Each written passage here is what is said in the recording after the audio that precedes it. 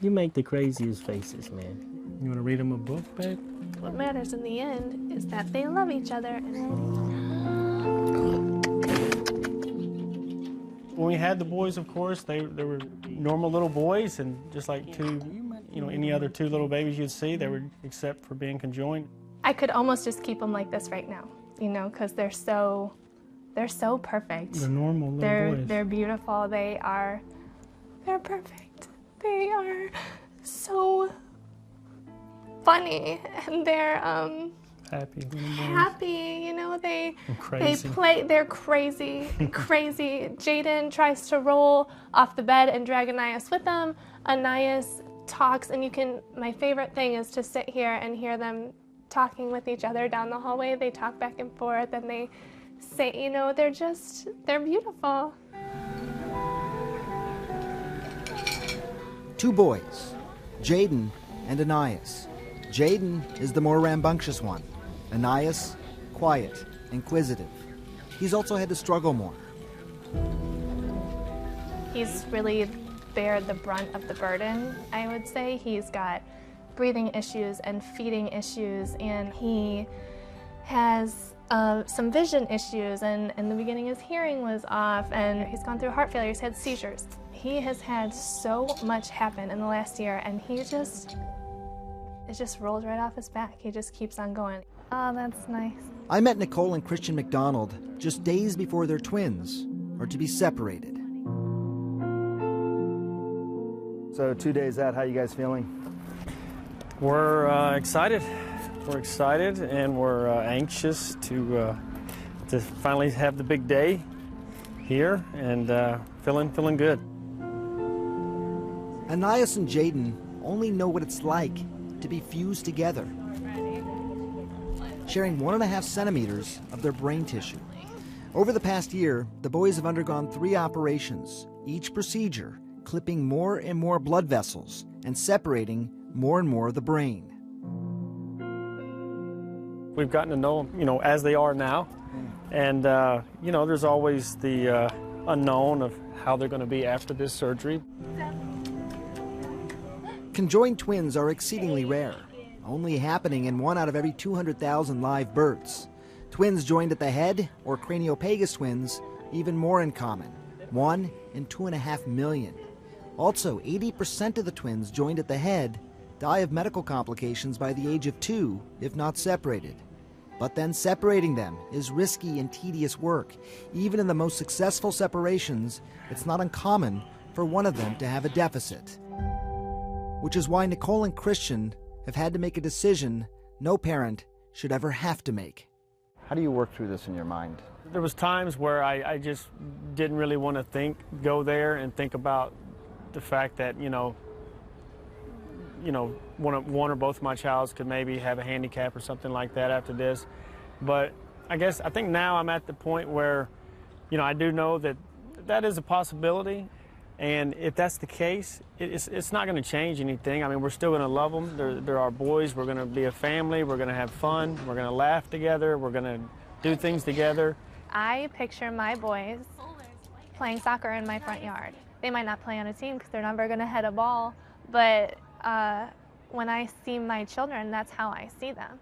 For me, it doesn't matter what the statistics say. The surgery is going to happen, and it's the outcomes are going to be whatever God allows them to be. With that picture in mind, Nicole, a trained pediatric physical therapist, has worked with the boys tirelessly over the past year. It's been kind of my mission to prepare them so that when it's done and they're separated, they're not so far behind that they have so much catching up to do. I can get them so that they can push up into the crawling position.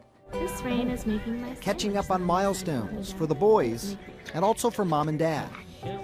They know what these milestones should look like because of their 3-year-old boy, Asa.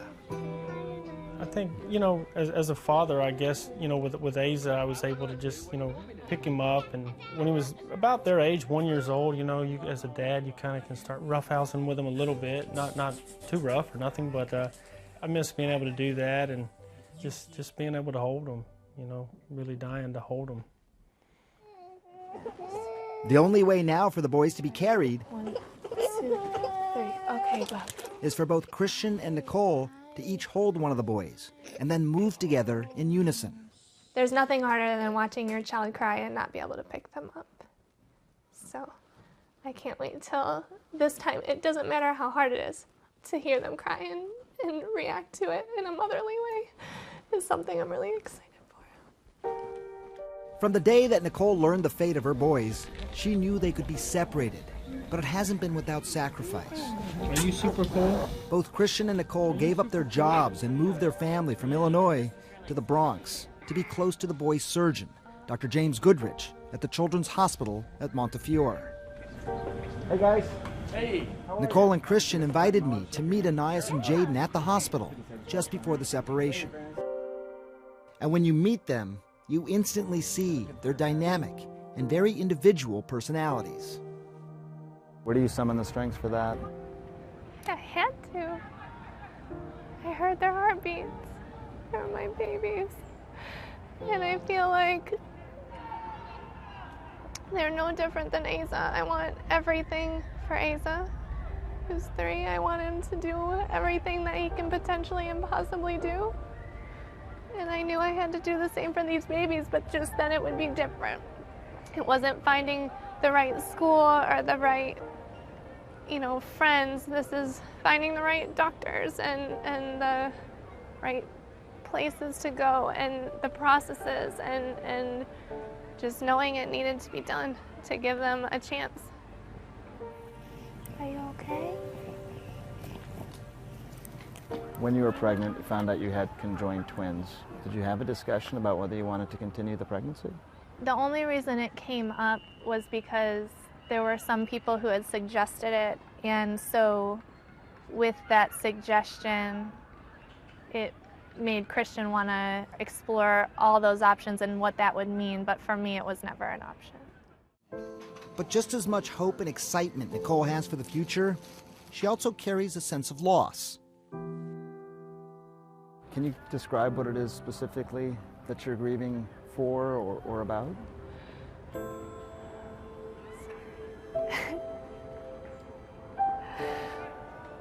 I